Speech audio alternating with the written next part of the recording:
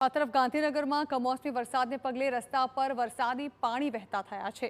સચિવાલય, સરગાસણ અને વાબોલમાં વરસાદી માહોલ છવાયો છે।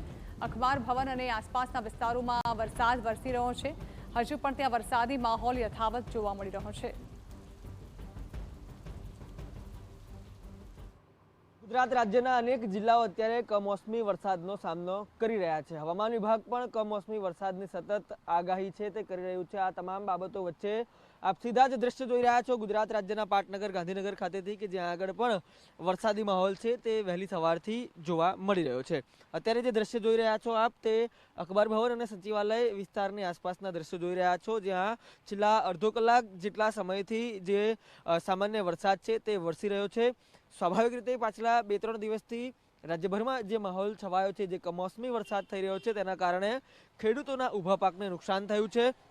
અનેક પાકો છે તે ધોવાયા છે। રાજ્ય સરકાર દ્વારા પણ જે સર્વે કરવાની વાત છે તે કરવામાં આવી છે। આ તમામ બાબતો વચ્ચે હજુ પણ સતત જે કમોસમી વરસાદ છે તે વરસી રહ્યો છે અને હજુ પણ ખેડૂતોને જે ડામ છે તે આપી રહ્યો છે। આ તમામ બાબતો વચ્ચે ગાંધીનગરમાં પણ વરસાદી માહોલ છે તે જામ્યો છે। કેમેરા પર્સન ઇમરાન શેખ સાથે રોનક વર્મા, TV9 ગાંધીનગર।